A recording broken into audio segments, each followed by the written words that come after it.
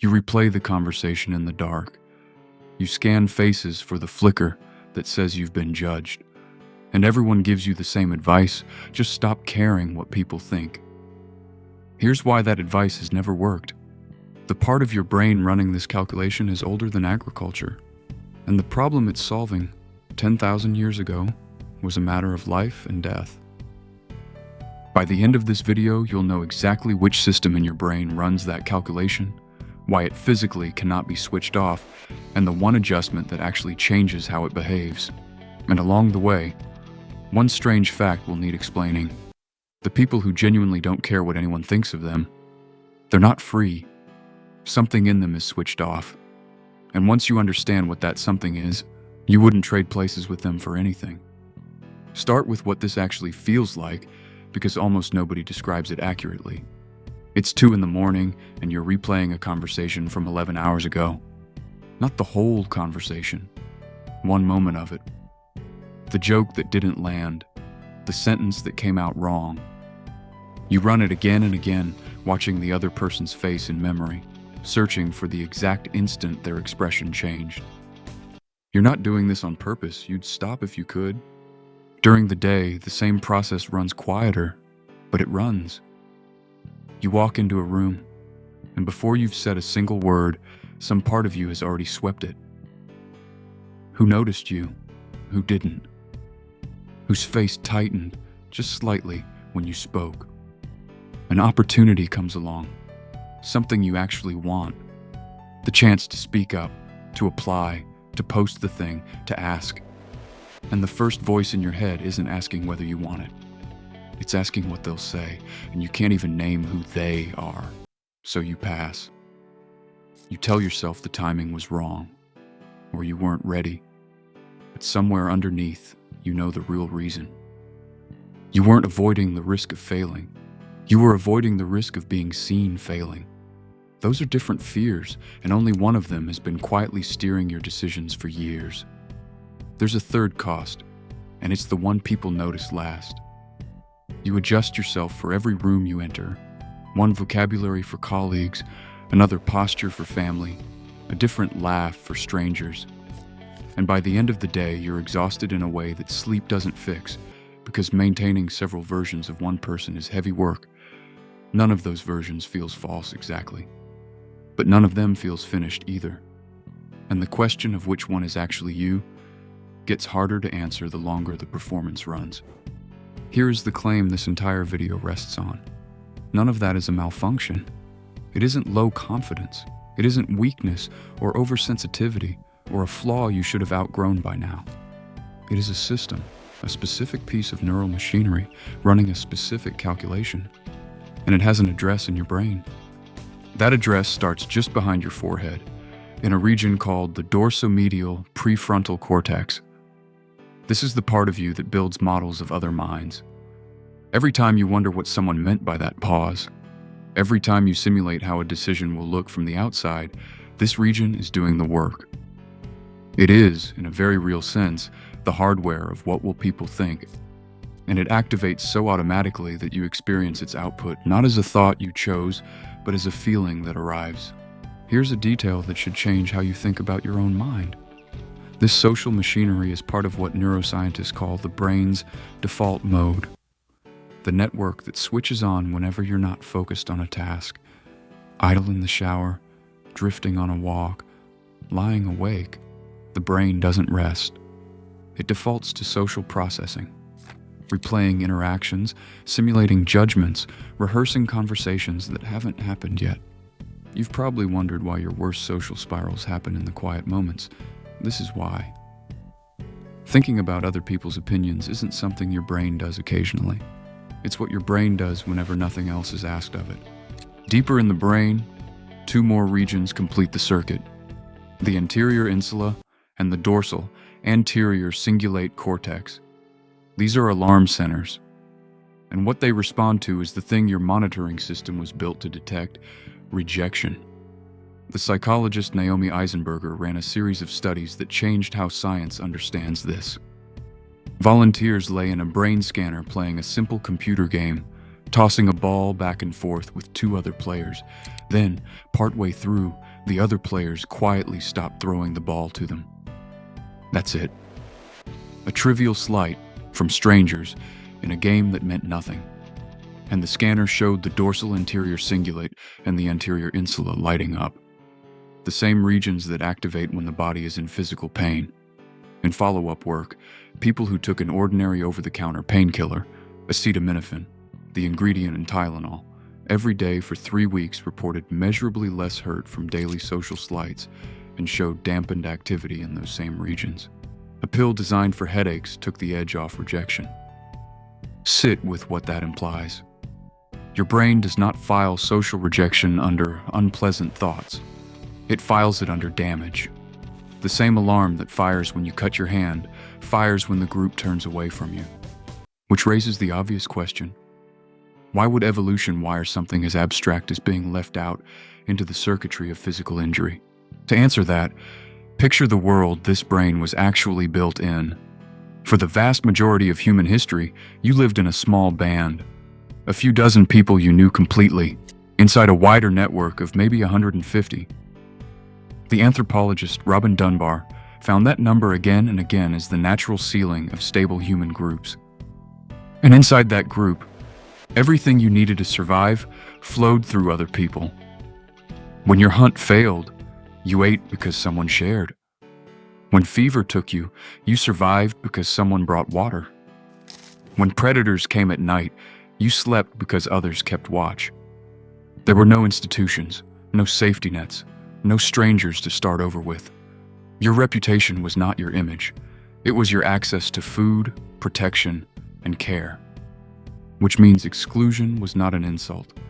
For most of human history, being pushed out of the group was almost always a slow death sentence. That's the best explanation evolutionary science currently has for why the alarm runs so deep. Not instant death. Worse, in a way. No shared meals, no one watching your back, no help when you were sick. The group didn't need to attack you. It only needed to stop choosing you. Now consider the engineering problem evolution faced. A brain that underestimated social threat, that missed the real signs it was losing the group, paid the ultimate price. A brain that overestimated social threat paid almost nothing.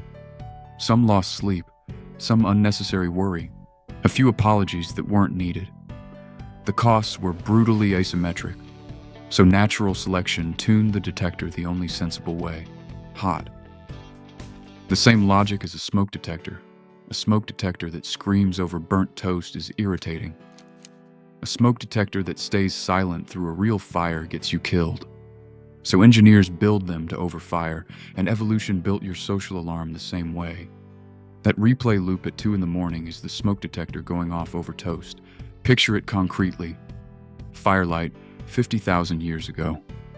Earlier that day, someone made a mistake on the hunt, hesitated at the wrong moment, and the group went hungry because of it. Now they're watching faces across the fire. Was that look contempt? Or just tiredness? Did the others go quiet when they sat down? Or was that nothing? The person who lost sleep over those questions, who replayed the hesitation, who worked to repair their standing, kept their place at the fire. The one who shrugged and assumed it was fine, sometimes guessed wrong. And guessing wrong, even occasionally, was enough. You are descended from the warriors. The careless ones, by and large, are not anyone's ancestors. So the system is ancient, it's protective, and it's doing exactly what it was built to do. Which makes the most common advice in the world: just stop caring what people think. Not just useless, but confused about what kind of thing it's talking to. That advice assumes there's a switch. There is no switch. There is a gauge.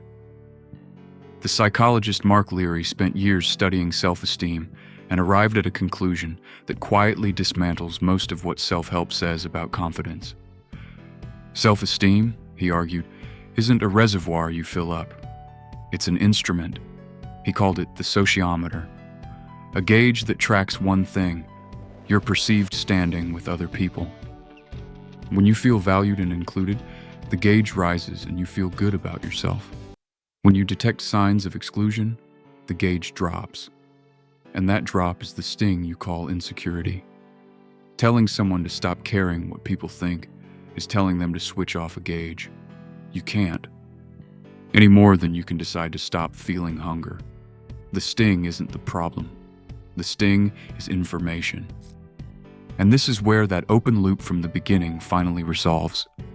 There are people whose gauge barely registers, who move through the world genuinely indifferent to what anyone thinks of them. From the outside, it can look like freedom. It isn't.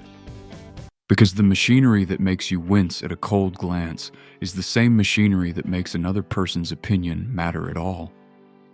It's what makes trust possible, and loyalty, and the particular warmth of being truly known by someone. In the rare cases where that circuitry is genuinely absent, what's missing isn't fear, it's connection. The capacity to be hurt by people and the capacity to be close to them are the same capacity. You would not trade it away, not once you understood the price. So the system can't be deleted, and you wouldn't want it deleted. What's left? The one thing about it that was never fixed in place, its inputs. Here's the design constraint that becomes your leverage point. The system needs an audience. It evolved to monitor a tribe of known faces, and it cannot model 8 billion people, so it doesn't try. It substitutes. Whoever you repeatedly imagine judging you, that's who your brain installs as the tribe. And it never checks credentials. A critic from 15 years ago. Strangers in a comment section. Parents' voice you internalized before you could push back. A vague composite everyone, assembled from the harshest feedback you've ever received. Rehearse those judges often enough and your ancient alarm treats them as the people deciding whether you keep your place at the fire. It defends you against an audience that, in most cases, isn't real, isn't watching, and was never chosen. Notice the felt difference between two situations. Performing for a generalized crowd that imagined everyone is unwinnable by design. The crowd has no fixed standards, so it has contradictory ones. Be more confident, but don't be arrogant. Speak up, but don't be too much. Whatever you do, some imagined member of the crowd disapproves, so the alarm never fully stands down. Now compare that to answering to a small set of specific people whose judgment you actually respect, people who know you, who want you to succeed, whose standards you can name. That's finite, knowable, survivable. The system was built for exactly that scale. Given a real tribe, it settles. Given an infinite one, it never stops scanning. So here's the practice. One move, used at the exact moment the system fires. The replay loop starts. The face scanning kicks in. The imagined judgment arrives before a decision. Stop and ask one question. Whose opinion is actually in the room right now? Not people, a name, a face. Force the vague audience to become specific, and then look at who it turns out to be. Most of the time it's a stranger, or a near stranger, or someone whose judgment you would never accept on any other subject. Someone whose daily existence you would not want, handing down verdicts on yours. Then ask the second question. Is that person in the tribe you chose? If the answer is no, you don't argue with the alarm. You don't shame yourself for feeling it. You simply show the system what it asked for, the audience. This person doesn't sit at your fire. They don't hold a vote, which leaves the deliberate part. If your brain is going to install a tribe with or without your input, and it is, then choose one. A handful of people whose respect you would want even if it cost you everyone else's approval. People whose standards make you better, not smaller. They don't all need to be in your life right now. Some can be people you're building toward, the mentor you haven't met, the version of your closest friend who tells you the truth. What matters is that they're specific, that they're few, and that you actually picked them. Write the names down if you have to, because the system will keep doing its job either way. The only real decision is whether it works for an audience you picked or one you absorbed by accident. And notice what happens to the original problem once the audience changes. The replay loop doesn't vanish. It was never going to, but it shrinks to its real size. A stumble in front of people who matter becomes something to repair, which the system is genuinely good at. A stumble in front of people who don't becomes what it always was. Toast, not fire. The alarm still works. It just stops going off for strangers. You will always care what the tribe thinks. That's not a flaw. That's the ancient system, working exactly as designed. The only question left is the one it can't answer for you. Who is the tribe? And if you've ever wondered why some people's alarm seems set to a hair trigger, why the gauge swings so violently at the smallest signal, the calibration usually happened in childhood, long before they could talk. That's the next video.